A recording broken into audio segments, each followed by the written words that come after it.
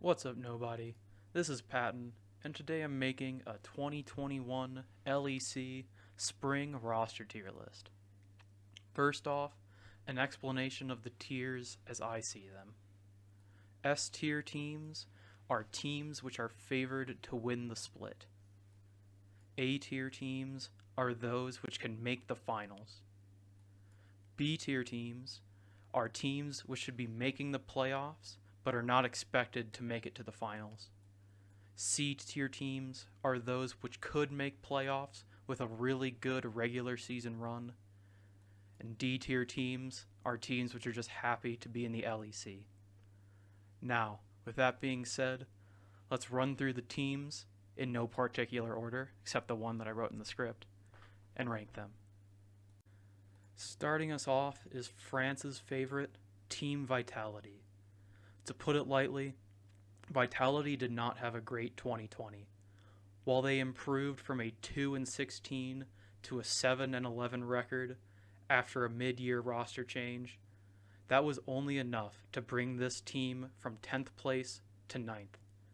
While I am glad Vitality was able to keep most of their summer 2020 roster together, this team has still yet to prove themselves to be playoff contenders, leading me to place them as a solidly C tier team. American Org Rogue is next. I'm really excited to see what this team can do in 2021. Inspired, Larson, and Han Sama form an amazing young team core that could terrorize the LEC for years to come.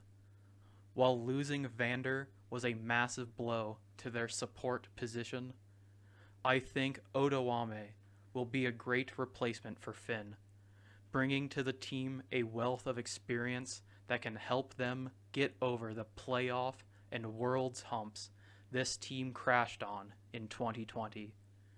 Very few teams in the LEC will be able to stop Rogue's rise, leaving them as a clear A-tier team.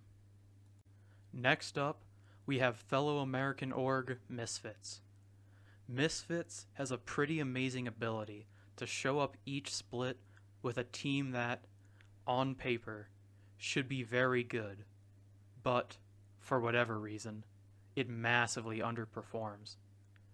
Despite improving their roster by bringing in Kobe to replace Bavoy between the spring and summer 2020 splits, Misfits went from making the playoffs with a winning record to finishing 8th with a losing record. While of course Misfits still has some great pieces, I am done having expectations for this team. C tier.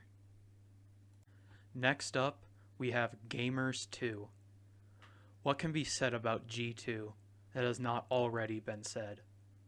While selling off perks to Cloud9 is a massive loss in terms of personnel, that move was far from a monetary loss. Picking up Reckless as a free agent was probably the best LEC signing of the offseason. This signing was incredible, since it was free, weakened their only real rival in the LEC, and arguably made their team even better if you look just at the ADC position. All this leaves G2 as a clear S-tier team. The Esports division of German soccer giants and Hitler's favorite team, FC Schalke 04, is next. After a forgettable spring split and one of the worst starts to a split in the history of European Professional League of Legends, Schalke turned their summer 2020 season around by winning their last 7 games in a row to make the playoffs.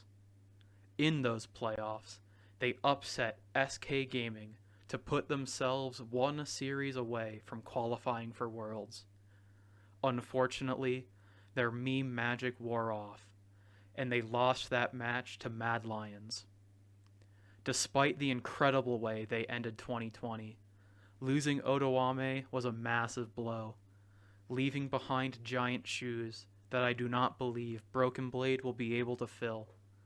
While they were able to keep most of their roster together, I still think this leaves Schalke as a C tier roster. Keeping the German orgs together, we now have SK Gaming. SK really blew up their 2020 roster this offseason, and I cannot say I blame them. The progress this roster made between the spring and summer 2020 splits all went to waste after they got swept by Schalke in the opening round of the summer playoffs. Judging brand new rosters is hard, so I will just slot SK into the C tier. Hopefully, this team can find its groove, but I will not be expecting anything. Following up SK, we have their biggest rival across the history of esports, Fnatic.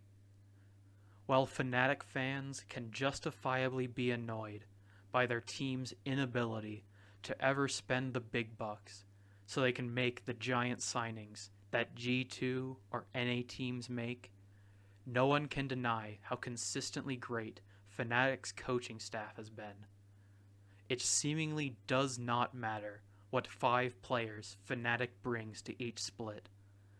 They will do all they need to make the playoffs and then cruise their way to an inevitable loss to G2. This team is the textbook definition of an A-tier team. From one British org to another, we now look at Excel Esports. First off, I will say Excel has one of the best rebrands I have ever seen in esports, which, for some reason, was not included in this tier list. While I miss the orange, their logo actually makes sense now. Besides that, I really don't know what to say about this team. I guess Dan has one of the most British screen names I have ever seen. It would have been really funny if they signed Dan to play top. I don't know. Excel has never been good in the LEC, and I don't know why it would start now. Low C tier. Next up, we have 2020 fan favorites, Mad Lions. Mad Lions had quite the roller coaster year in 2020. They stunned the world by beating G2 in the upper bracket semi-finals of the spring split playoffs. They then followed that by finishing with the second best regular season record in summer. Unfortunately, their season seemed to come crashing down around them after squeaking into Europe's 4th spot for Worlds. Practically everything went wrong for Mad Lions at Worlds 2020, where they were not even able to make it out of the play-in stage. While the new arrivals of Armut and El Yoya could prove to be upgrades, I think this team was way too quick to make changes to what was practically a rookie roster. I am not confident putting this team any higher than C tier. Last and certainly least, we have Astralis. This team stinks. More than anything, this is a filler roster for the org as they wait for the economy to recover. Unfortunately for us, that still means we have to watch them play. I don't think this roster could even win EU Masters, much less a game in the LEC. All of this leaves Astralis as a... hold on, give me a second. As an F-tier team.